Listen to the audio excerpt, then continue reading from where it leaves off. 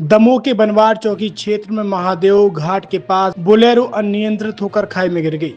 मंगलवार सुबह करीब 11 बजे हुए हादसे में एक ही परिवार के 8 लोगों की मौत हो गई।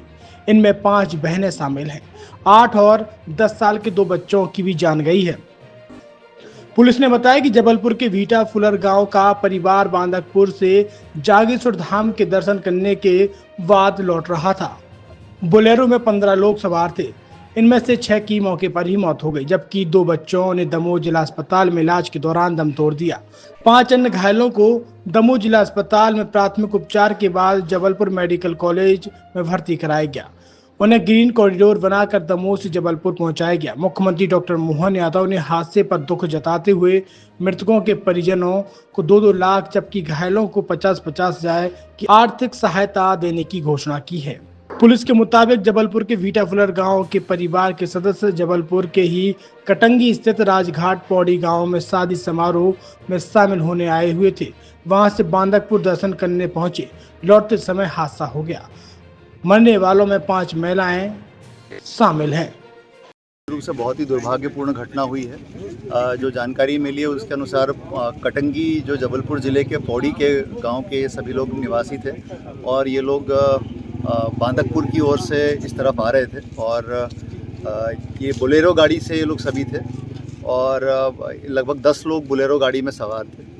और ये जब बोलेरो गाड़ी इस महादेव पुल पर आई उसके पहले जो है हो सकता है, ऐसा लग रहा है कि स्पीड यदि उसकी तेज़ रही होगी तो वो यहाँ से जो है जब टर्न आया तो वो व्यक्ति उसको कंट्रोल नहीं कर पाया ड्राइवर, और वो जो है जो रेलिंग वाला हिस्सा है जो कि खाली छूटा हुआ है वहाँ से जो है वो फिर नीचे गड्ढे में जाके गिरी और फिर वो पलट गई वहाँ जा कर के।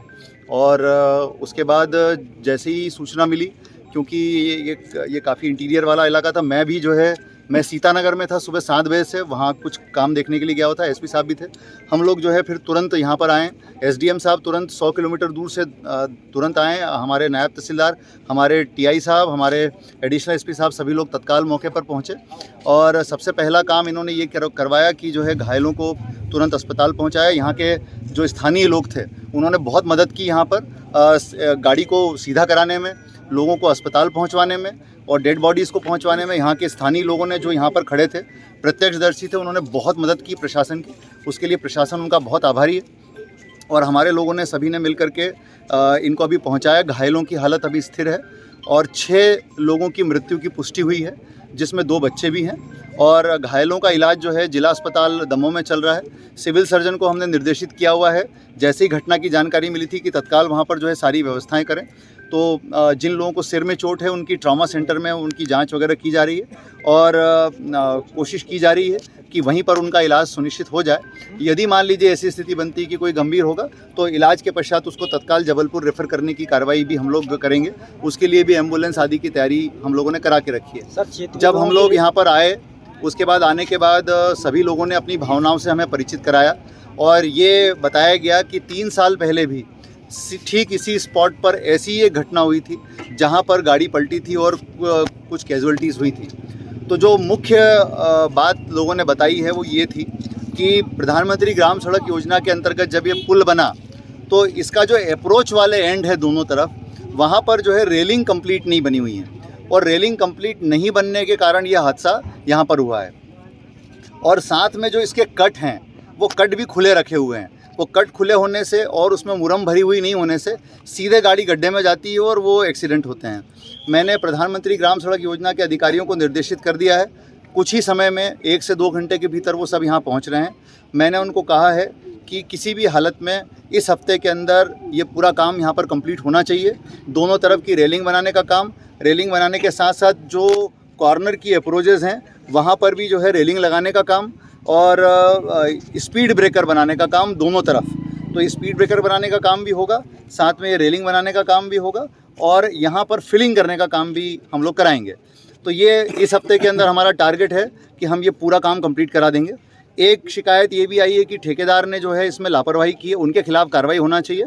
तो मैंने प्रधानमंत्री ग्राम सड़क योजना के अधिकारियों को बोला है कि वो इनका पूरा अनुबंध निकालेंगे। अनुबंध निकाल करके देखेंगे कि ठेकेदार को कितना काम करना था, कब तक करना था और ठेकेदार ने कितना काम किया है और नहीं किया है। यदि ये चीज़ निकल करके सामने आएगी जांच में कि ठेकेदार ने लापरवाही की है तो उनके खिलाफ भी कार्रवाई की जाएगी।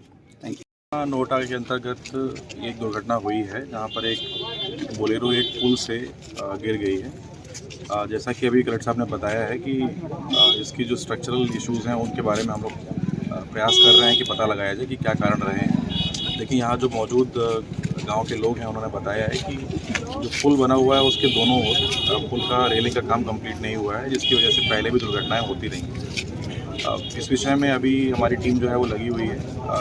जो घायल हैं उनको हम जबलपुर भिजवा रहे हैं, उनको रेफर किया गया है। उसके लिए हमने ग्रीन कॉरिडोर बनाया है, एक पायलट फॉलो की व्यवस्था की जा रही है। टोटल अभी लगभग 6 डेथ बताई जा रही हैं। उसके अलावा बाकी जो घायल हैं उनके कुछ के हाथ क्रिटिकल है तो उनको जबलपुर रेफर कर रहे हैं। अभी फ़िलहाल इस पर हम एक एक्सीडेंट की कार्रवाई कर रहे हैं। ठेकेदार के खिलाफ अगर इसमें कोई इशू बनता है, कोई मामला बनता है तो तुरंत कार्रवाई की। Thank you sir.